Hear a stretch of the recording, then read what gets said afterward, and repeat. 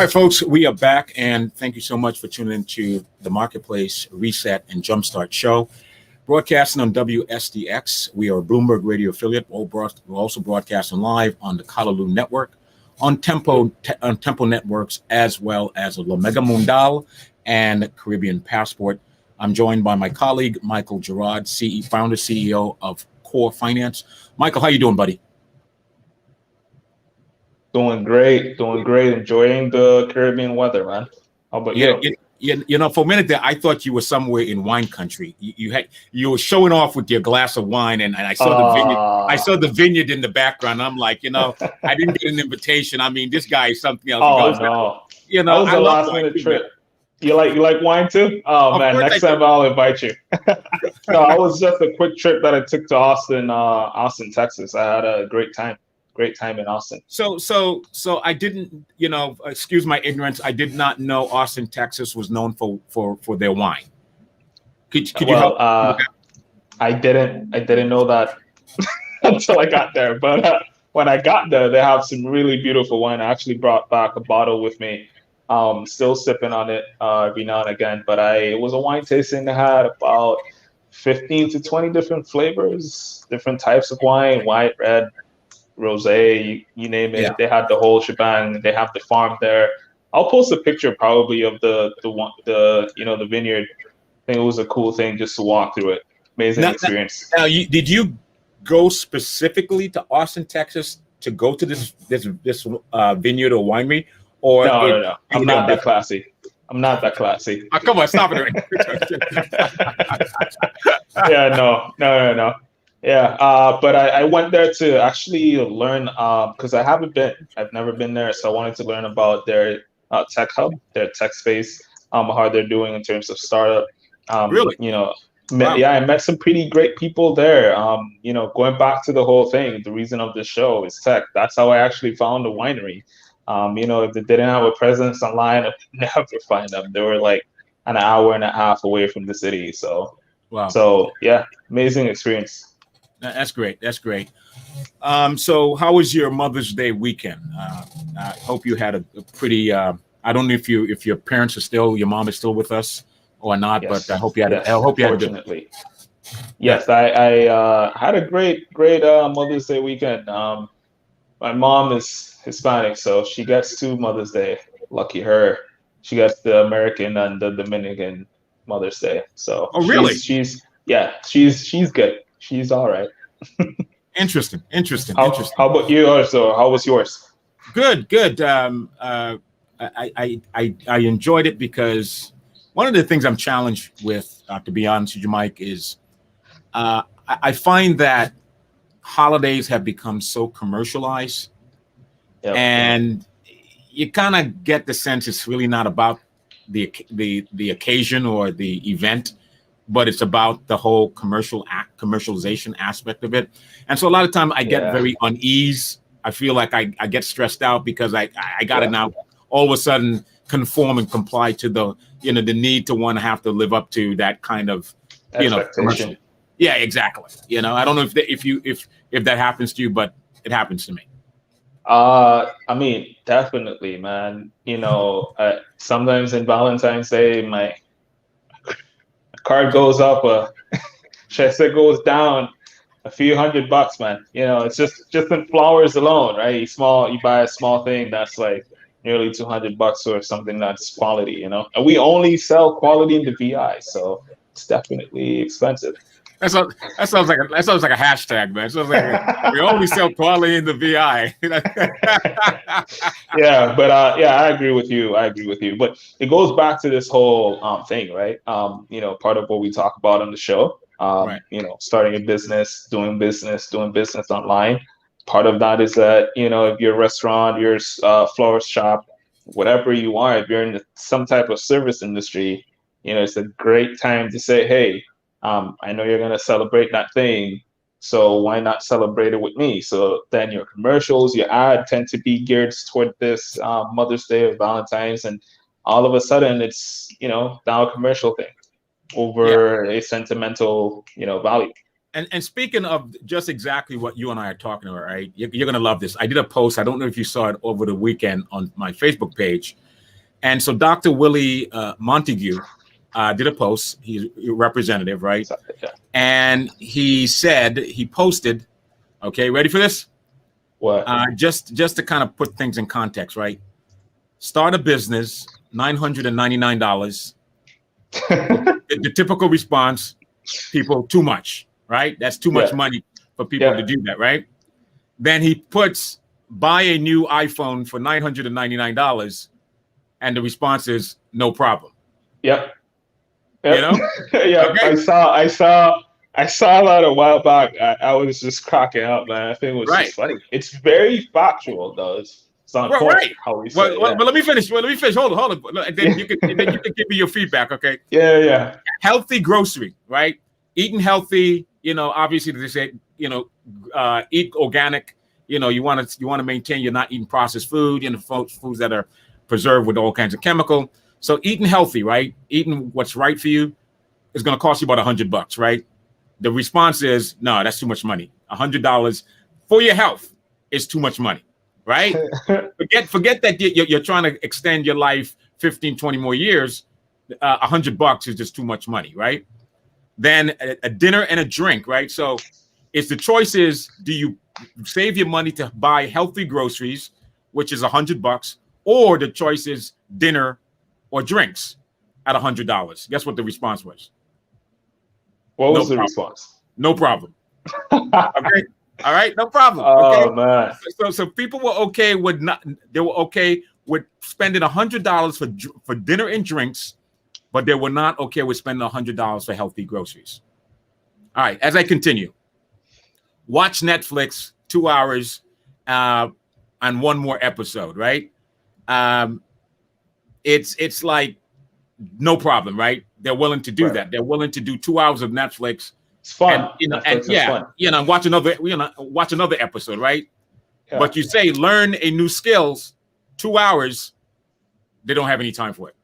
No, oh man, no time for it. Okay, I'm too busy. I'm too busy. I'm too busy. Exactly. and so he closed by saying, life is about choices. Stop blaming the lack of opportunity. Do you agree with that? Yeah. Oh no, I agree 100%. But you know what I also see in this? I see just business opportunities everywhere. That's what I see. Oh really? Oh wait a minute. Oh, yeah. Wait. So your mind is working. What? Well, I mean, think about it. Yeah, here it's pretty simple, right? You have two things. You go with A or B, right? Yeah. But there's an opportunity for business on either side, regardless of what an individual chooses. So we can go with the first one, start a business, and you can start a business yourself on how to train people and guide them through the hurdles of starting a business and make it easier for them. That's a revenue stream for yourself. There's lots of people that have been doing this for a long time. They don't notice, so that's what I see. But I do think, I also think it's also from the perspective of, at least in America, this Western side of the world, there's been a slow shift recently. So kind of like when we had that health kick where people would prefer fast food and stuff like that. And all of a sudden there's been a cultural change into, probably cooking your own meals or eating more healthy. And that's a business opportunity that people can exploit, right? It's a better choice for an individual, but it's also an opportunity for businesses, right? So I think there's a lot of people that are choosing the option B nowadays, more so than before. It's just like, how do you take advantage of it? Well, it's funny that you say that. True, though. Yeah, but it's funny that you said, because there was a report yesterday that there's an interesting trend taking place. People are now more inclined to resign from their job because we're still in the pandemic, but the pandemic has sort of changed a different mindset, a cultural mindset about not having to go into the office. And if they had to choose working remotely, quality of life, and going into the office, they're now looking at contemplating resigning from their job, so they're able to maintain that remote, spending more time at home with family and working within that environment they want to work with. Does that surprise you? No, I actually did this might be a bit embarrassing, but probably like 5 years ago, I created a case study to convince a company to switch to work from home. This is slightly embarrassing, but I got a big fat no, hands down. But it's not surprising at all. The pandemic is just speeding this up.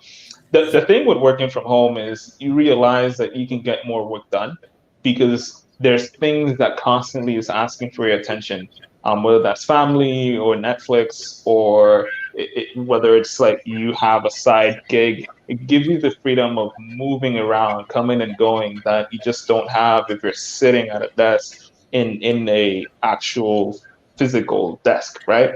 So I think that the economy has been switching to a gig economy, and I think because of that, it just gives you more flexibility. I can juggle more things because I'm in my own space. Yeah, that's a good point. I find it, while I can appreciate the value and the improved quality of life in terms of family, it is a huge distraction working from home. It is an incredible distraction. It is. Yeah. It's talk about just an uncontrollable environment. Everything from dogs, cats, birds, iguanas, to a baby, to screaming, and all kinds of stuff is happening in your environment, and you can't control any of that stuff. You just can't. Just go outside and yell it out, man. Say it, just quiet, No? I do that, but it doesn't stop. You do that? It doesn't stop. Man. I don't know, man. I don't know. I get it, but that's what this show is about, right? Tech Talk and how technology is, it's designed to improve our lives, right? Allow us to be more productive, right, in our lives and how we manage our day, our responsibility, our careers, our profession, and our families, but I think that there is a learning curve involved as we go along. We're going to readapt to, what it means to change how we see life and how we approach life and communicate and interact with other people. Right. Yeah. So I have 3 different video content that I want to play. Both speaks to the issue of the future of the Caribbean, right? Specifically, at least 2 speaks to the future of the Caribbean in terms of the young people and where they see opportunities, because there is growth in this particular segment of technology, and there's a lot of interest, not just for kids, adults, but kids more, because it's around technology, around gaming. It's quite fascinating, and the other one talks about a 2040 vision. What does that future look like for the Caribbean and the future generation? And then, of course, the last one will be the top 10 technology one should watch for in 2021. All right. And so what I'd like to do is I'd like to go straight into this, the first video, where parents, this will help young people and parents to understand the dynamics between why there's the popularity and so much interest in this particular segment of technology, and how to kind of, help to manage how your child or a young person trying to figure out where they want to go in this particular space. And so when we come back, I'll have you provide some feedback on that. All right? Perfect. Okay.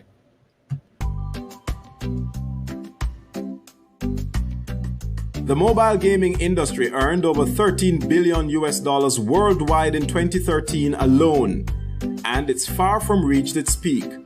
The next viral offering is waiting to be developed, and these young hopefuls in the Caribbean are perfectly positioned to take maximum advantage. It's not game over, it's game on. The app development and web development is quite a dynamic market. I've been exposed to many opportunities that lie within entrepreneurship and within technology, being able to create opportunities for myself as well as for others.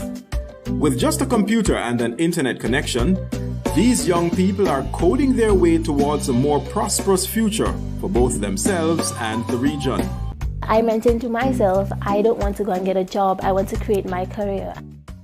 And it was exactly this determination that Digital Jam 3.0 was keen to capitalize on. It gives Jamaica a link into one of the fastest growing sectors in the world economy as a whole. For the first time, at least in my professional career, we have a real opportunity to mobilize that entrepreneurial talent. Technology levels the playing field between size, location, and even language. What matters is ability, and the Caribbean is fostering a prodigious talent. I've heard ideas out there that, wow, if it wasn't me, if I wasn't in this position, I'd want to take those ideas, but it's amazing. Our job is to be the enablers to take that creativity, convert it into businesses, and earn foreign exchange and facilitate economic growth. Small developing countries like ours require this kind of innovation in order to make the leap that we need to make. And so in order to get that leap going, we really have to empower the young people who are engaged now and facilitate their ability to help pull us out of the economic doldrums. So as the participants of this year's mobile apps competition pitched their creations, the judges weren't the only ones listening intently. They also had an audience of investors. So we would give them $5,000, $10,000, and we would really give it to the university as a grant. Unless we can get a culture of entrepreneurism, I don't think we'll ever really get sustainable, strong, long-term growth in this country. I think it's one of the most important initiatives I've seen in Jamaica, and I think that it has a tremendous potential. With individuals from across the globe looking to invest in the next viral digital hit, promoting Caribbean talent could mean that the next time these young people will pitch, they'll pitch for real. We want to use Crambot not only as a way to make revenue, but also as to make a change in society. The challenge now is to transform this talent into an alternative economy for the Caribbean, one that brings with it a viable source of employment for the next generation.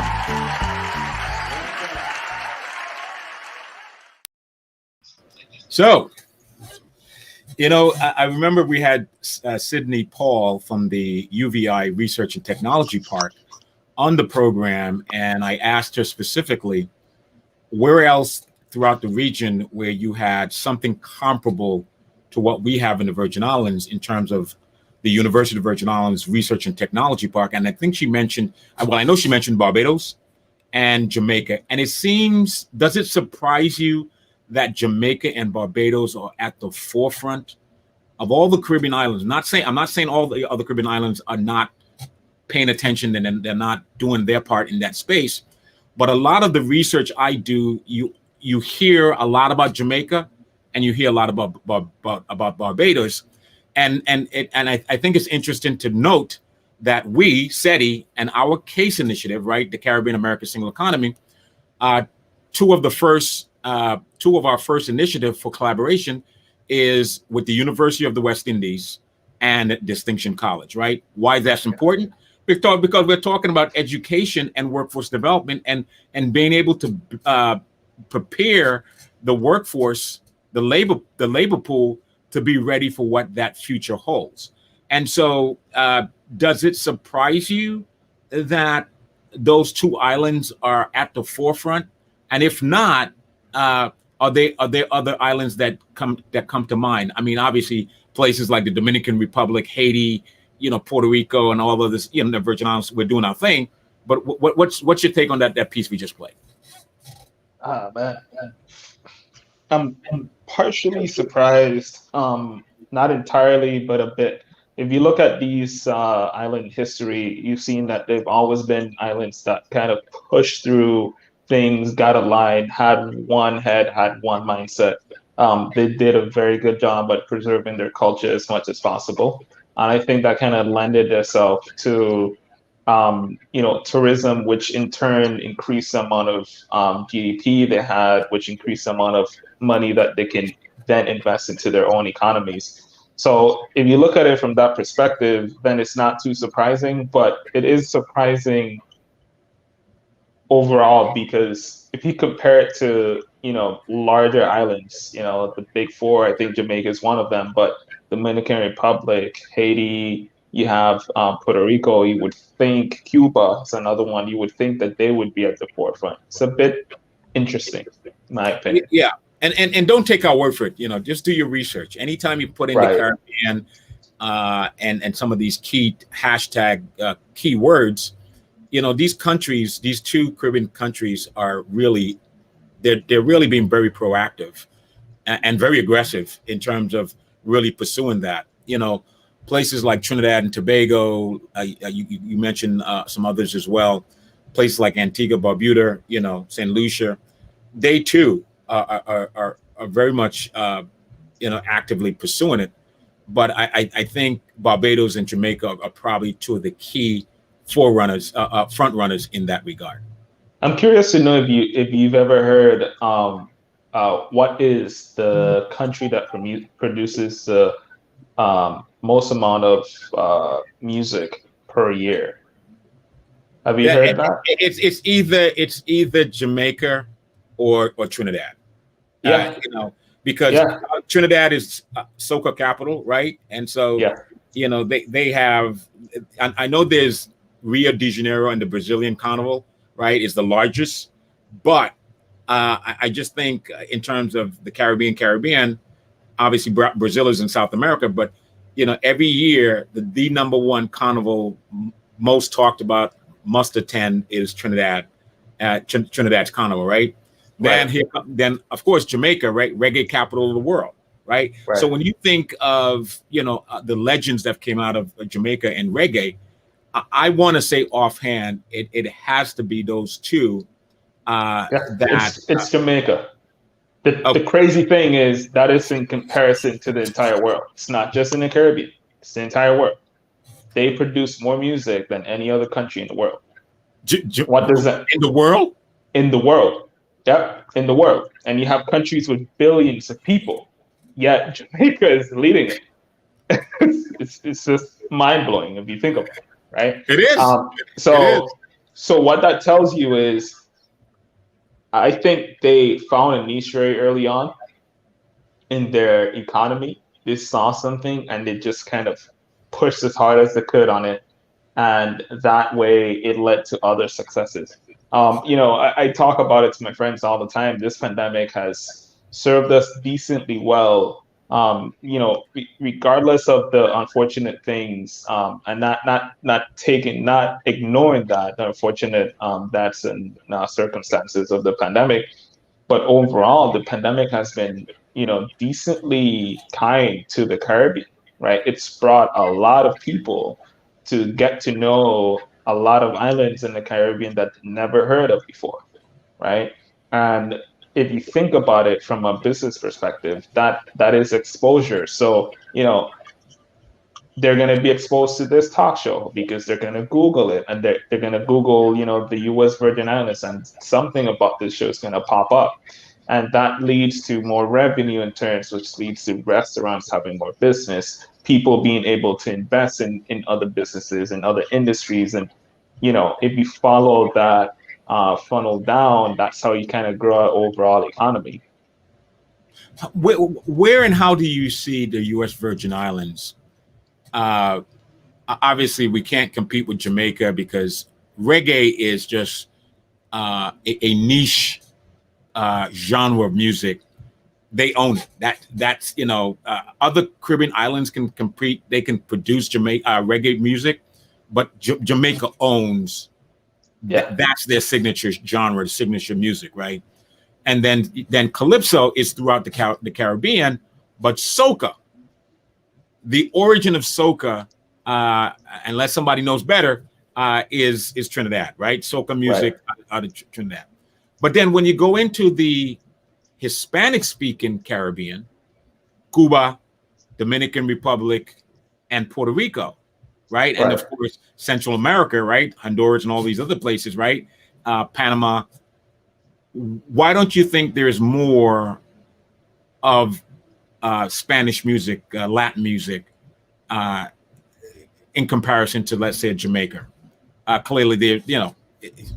Yeah, I mean, I think it's one major barrier. It's language, right? You can't necessarily understand the music because you don't know what they're saying. I know some reggae music and some dancehall is hard to understand to some people, but to some extent, it's still English. It's like, what did you just say? Hey, but it's still English. It's a form of English. Soca is a form of English. So I think it is a language barrier, but I will say there's been a shift recently. For example, the most listened to genre in the world is actually reggaeton, right? The top for the last like 5 years or something. Oh wait a minute. You lost me. Yeah. Okay, so Jamaica produces one of the in the Caribbean. They're the Caribbean island that produces the most music in the Caribbean, and they're one of the top in the world, right? Yeah. But then you're telling me Latin music, there's that language barrier, but reggaeton is number one? Number one in the world. I don't. Yeah. Okay, so how does that? Okay, so how does that work? I honestly don't know how it works out. I don't know why. I haven't been able to understand it. It's kind of mind blowing if you think about it. But it's literally the top like listened to songs. Like if you go on Spotify, YouTube Music, Apple Music, you'll always see at the end of the year the most streamed song was like some reggaeton music or something. I think 2 years ago was Despacito or something. I don't remember which. I think it was Despacito. But you know, it's just interesting. But I think that's the primary reason. It's just language, but it's making a headway. Like, you know, Dominican Republic just recently, you know, probably started about 10 years ago, launched a new genre called Dembow, and that's been pretty much doing pretty well. Dembow, yeah. Dembow. Dembow, yeah. Virgin Islands artist Cruz Rock made a song. Yeah, he made a called Dembow, yeah. And I had him on my show, The Muse. I featured him on the live showcase, and he has a really cool song called Timbal, man. It's really nice. Yeah, I'm gonna listen to it. I'm gonna find that song. But the genre is called Dembow. We actually hired the most popular artist right now in that genre. He's doing songs with Drake, with, you know, like they're doing pretty well. And he was here in VI about 2 years ago, literally like 2-3 months before he blew up. Yeah, which was very interesting. So bringing it back to technology, right? Yeah. And the kind of talent or talent that is in the U.S. Virgin Islands, being part of the United States but being in the Caribbean, where can the work of UVI RT Park, Research and Technology Park, where do you see, and you can answer this question after we come back from this break, because we're going to play this other video that talks about 2040. Where's there an opportunity for the Virgin Islands to really make the investment in the young people, to be able to give them that unique opportunity? So when you think of, you know, what really comes out of the Virgin Islands, you know, what is that one thing? What are we good at? What is that, you know, what is that one thing that we can own, we can say we're good at, you know? Given young Virgin Islanders an opportunity, and I'm talking about the U.S. Virgin Islands, not the British Virgin Islands, because there's 2 Virgin Islands, but what is that one area there's an opportunity for the government to develop policy that will foster an environment for young Virgin Islanders to be able to really hone in on their skills and really develop that talent that they have, so the Virgin Islands can have a signature brand, product, identity that we can claim. Okay, so think about that, because obviously this next video is going to talk about, you know, the future. What does it we have recently, the Virgin Islands just passed they just approved and rolled out their 2040 plan. This video is going to talk about 2040 for the Caribbean. And when we come back after this break with this video, we can talk about that. We'll be right back.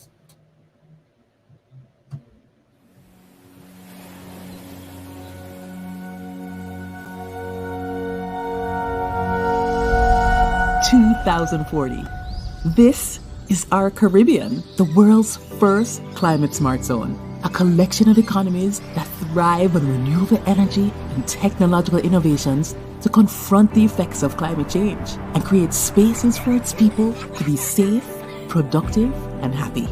We are proud to be economies that are at one with our planet while taking advantage of the fourth industrial revolution.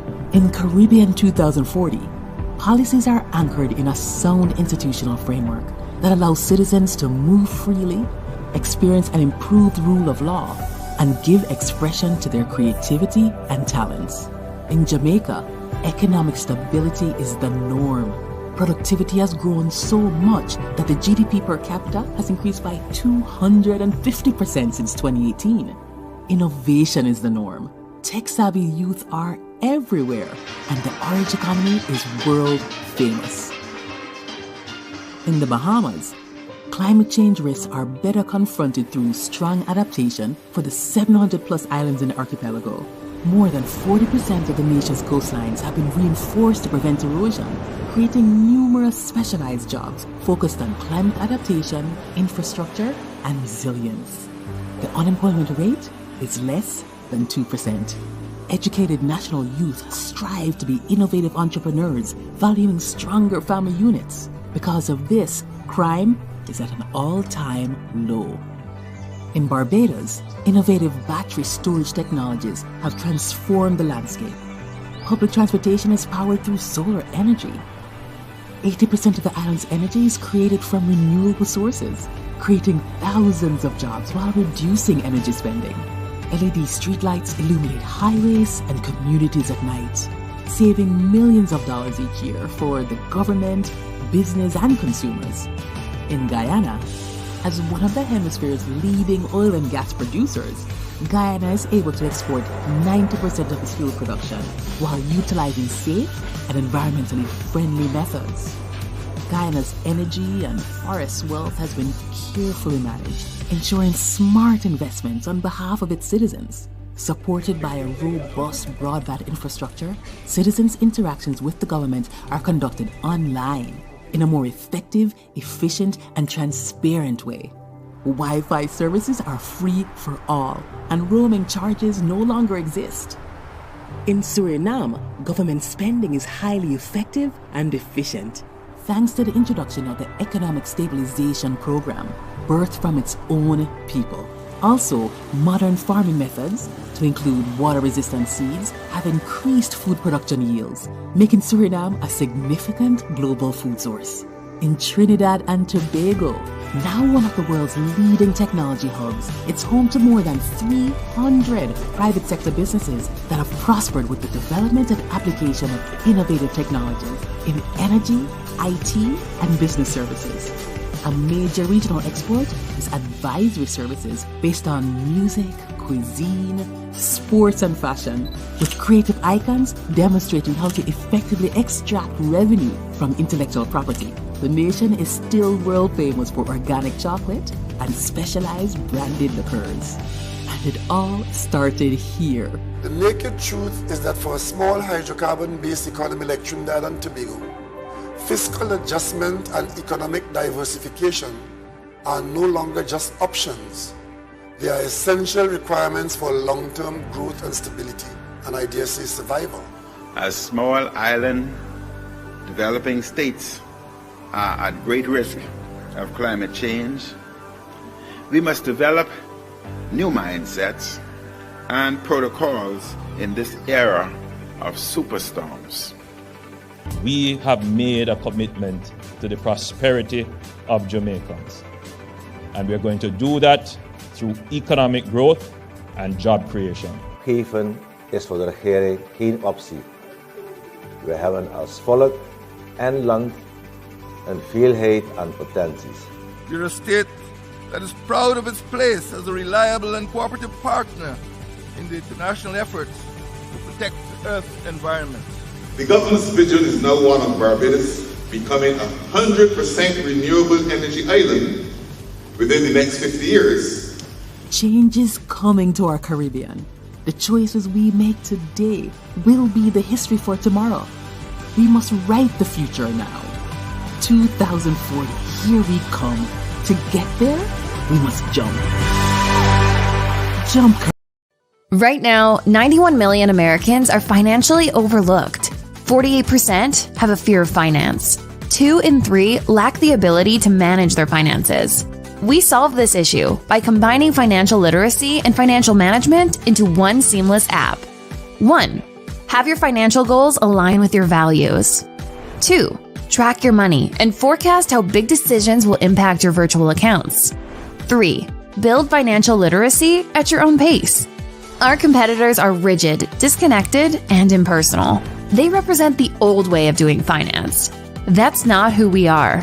We personalize your finances for you because we know one size does not fit all. We're democratizing personal finance. Join the tribe at Core Finance.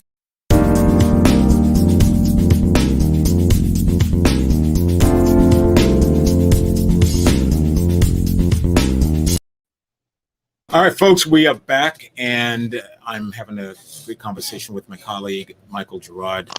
He is a tech person. I will say, we say tech talk. He is in that space of developing innovative technology.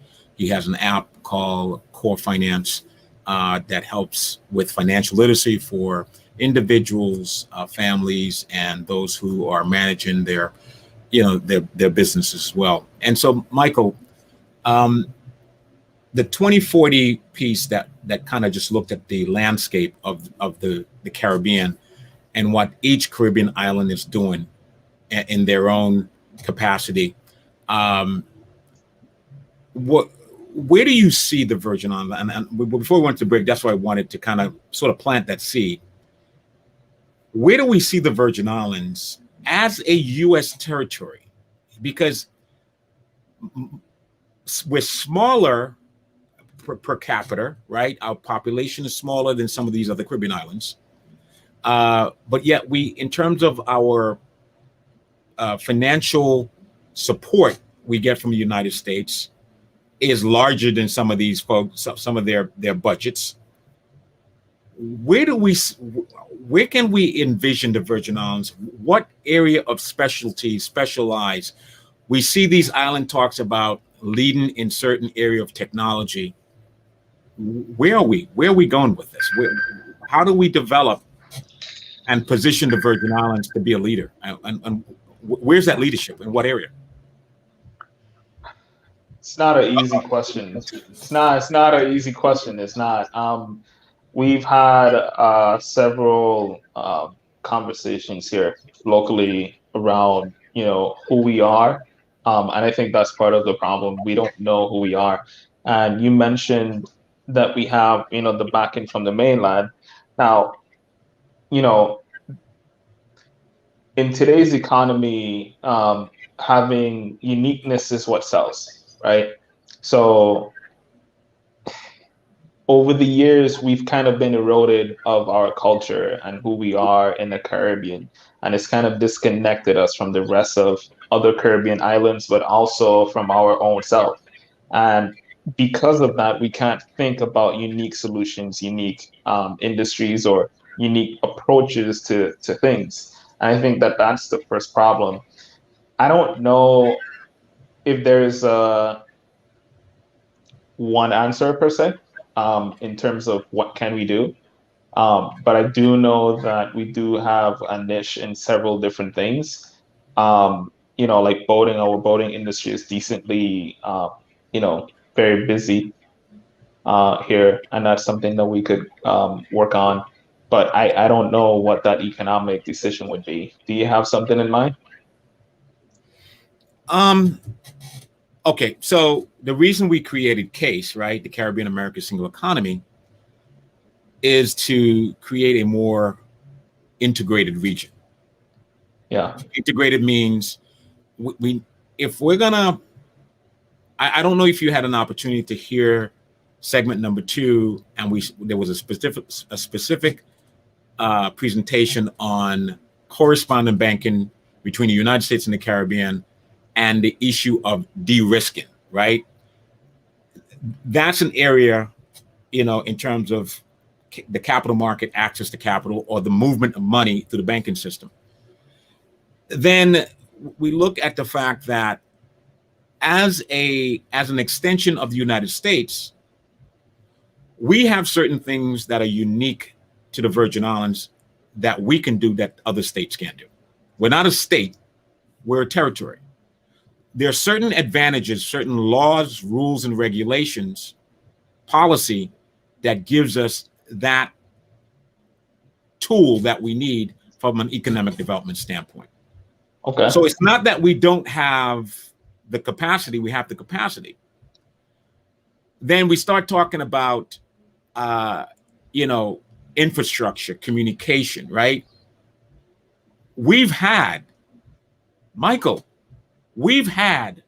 going on almost, we're about to reach the benchmark of 25 years of having the largest fiber optic network in the world, second to New York, St. Croix, the Virgin Islands. For 25 years, we've had that window, a unique opportunity. Ahead of, forget the Caribbean, we were second largest in New York. Yeah. We've had 25 years to do something about that. And what does that mean, though? Because I think that's the thing that, here's what it means. It means from a practical perspective, right. How can a local person take advantage of that? It took us only when the Great Recession took place in 2008, the financial market crashed. Great Recession 2008. President Obama was in office, and he created the American Recovery Act. Where if we're going to bounce back, the federal government needed to stimulate and spur economic growth. When we got the money, $75 million from the federal government, and we had to come up with our own matching fund to build, to create VINGN, to create the middle mile. Before that, it was a communication infrastructure, second largest in the world, second to New York, owned by a private enterprise, which was created by Global Crossing. And then there was the local telecoms in the U.S. Virgin Islands that was supposed to be the last mile. Okay, there was nothing in between to connect or properly connect from that fiber optic network to the last mile. And so VING was created. That is the foundation. That middle mile was critical to creating the infrastructure and the environment to allow technology to be created, to innovate and to develop. That in itself, with the policy, then Congress, IRS, Internal Revenue Services, Treasury, because of that asset, gave us special designation in 2006 to be able to provide incentive to attract the technology industry. So you see where I'm going with this? When you say, what does that mean? Yeah. You had the private capital, you had the private sector investment, which then in turn stimulated public policy to give us what we needed from an economic development standpoint. What was left to us now is the human capital, where we, having those two components, those who were in public office, in government, had a responsibility to see the future, using those two catalysts to say, we see where this thing is going, and make the necessary investment into our children, in education, in course curricula, to invest that into the human capital and workforce development to allow us to have been light years ahead of everybody else. Did I put things in context for you? I think it did. It did. I think my only question on that is from a perspective of I'm an individual, I am in the Caribbean, I'm in the Virgin Islands. How can I create something that generates value for myself, but to everyone else locally here? How can I do that as an individual? I have the second largest fiber in the world, second to New York. What can I do with that technology? Because that's something that's not, and I think, again, it goes back to opportunity, right? Everything that you just mentioned is great information, but, vast number of people that live here, they don't have access to that info. They don't know. That's my point. They don't know it exists. It's the government has two responsibilities. Government regulates telecom. Telecom is regulated. Okay? Education is administered. Public education is funded and administrated by the government. So you need to put in place the infrastructure, understanding the required infrastructure that's needed, and then you also need to understand the investment into the human factor, into the people. The people it's going to resonate with the people once the people understand what are those assets and what are those resources that are in place to give them that unique opportunity.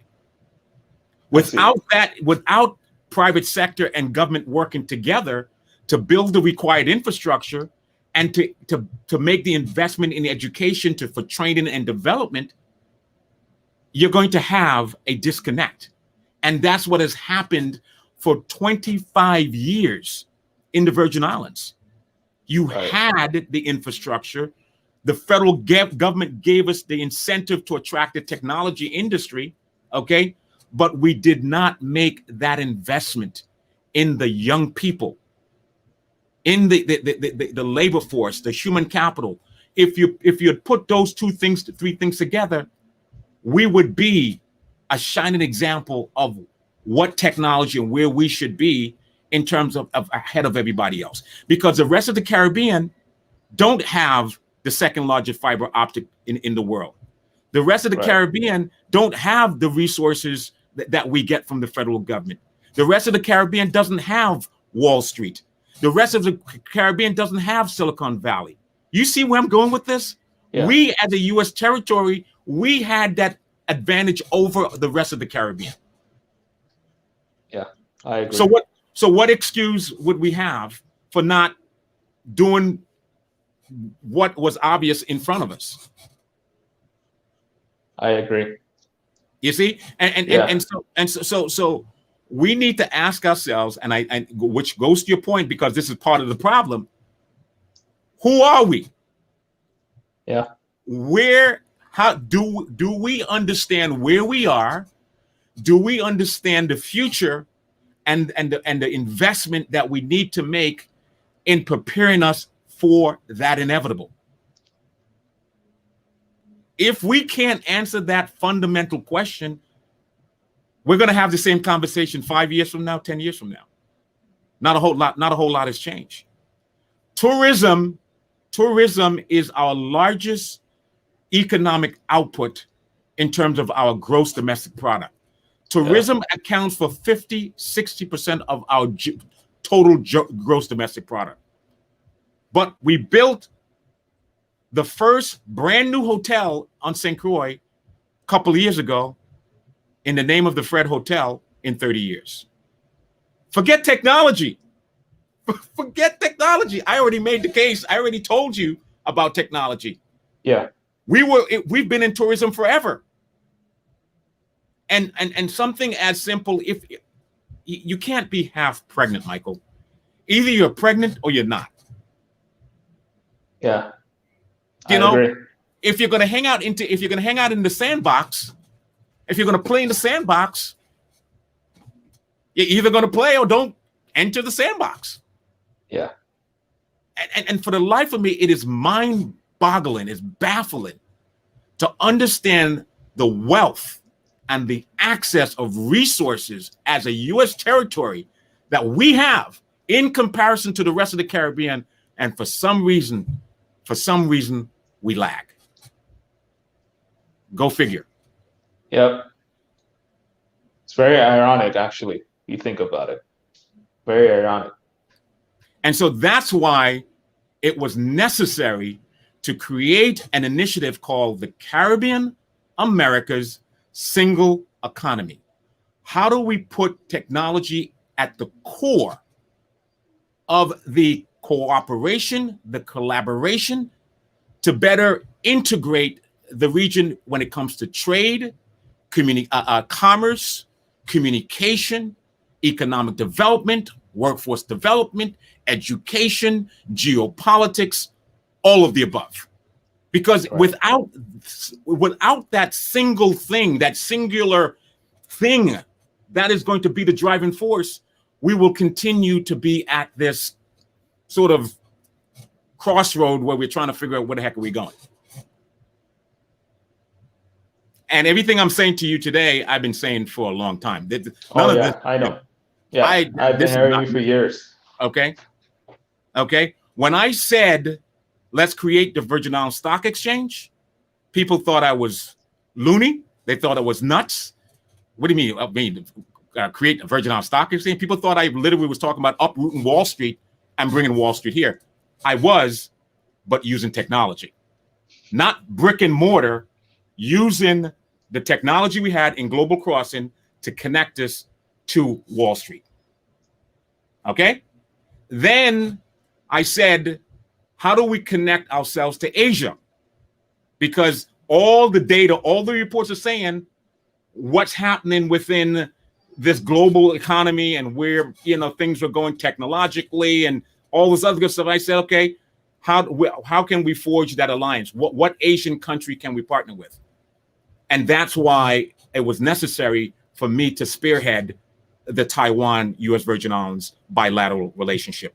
And the reason that happened was the State Department and the U.S. Department of Commerce encouraged every state, even though there was a federal relationship, encouraged every state to foster their own relationship directly with Taiwan. I saw it as the managing director for SETI, and said, let's make that happen. But I'm one person, one man, and no man is an island. And so therefore I have been preaching, and I got tired of preaching. If it's going to be done, the private sector has to lead that. If the private sector doesn't lead it, it ain't happening. I'm sorry, it ain't happening. I think it will, though. I think there's been a change, though. I especially now with the pandemic, we don't really have a choice. We have to expand, we have to diversify, we have to look at our options. And part of that is looking at how do we work together with other Caribbean islands? How do we work more with the mainland? So I think your dreams may come true in the next few years. Fingers crossed. From your lips to God's ears, my friend. Anyway, hopefully. I got off my, I got on my soapbox, and every so often, I said, no, I'm not going to do that. But every so often, I need to kind of get it out, what I mean? Because it's all in my head, and I have been at this a long time, and I just hope and pray one day that the leadership finally understand, if we're going to lead in this region, we need leadership that are going to have the foresight, the vision, and the courage to lead. Yeah. Because if not, it ain't happening. Well, at the end of your video, it says that we need to take a jump, right?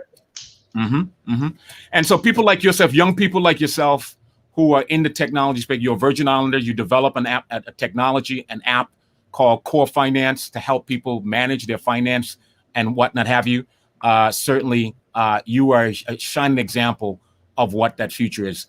If the future if there's any evidence in that future in which we talk about, is such a young person such as yourself and the work you're doing. And I want to thank you for that. Oh man, thank you. Now I will say, to your point though, it's hard. It's hard to come across funding. It's hard to come across that level of support. And if you if you can, multiply what I'm doing, there's people here that have bright ideas, amazing ideas, and things that they want to get into fruition. But, it's just hard to come across people that, know how the sector works or has access to funding. And that's something that has been a challenge for us. I'm going to embarrass somebody, and I happen to, because I work with him all the time. He's another young person, but he's hardworking. He's in the family business, and we talk about communication. And it's the station manager for WSDX Radio, Josh Ranks. I watch him. I watch how he hustles. I watch how he made that commitment to be there to make sure that this thing is working the way it's supposed to. Right. And smart, talented, and he's committed. He's committed to it. It's a real thing, and I think people like yourself and the Josh Rames, I think the future holds. There's truth to hope for the future in terms of those young people who are going to make a difference going forward. In God's name, man. God's name. All right. On that note, my friend, I want to thank you for, as always, your contribution today. This has been the third segment of the Marketplace Reset and Jumpstart here on WSDX, on the Kalulu Network, on Tempo Network, on La Mega Mundial and Caribbean Passport. We are Bloomberg Radio affiliate. We will talk next week.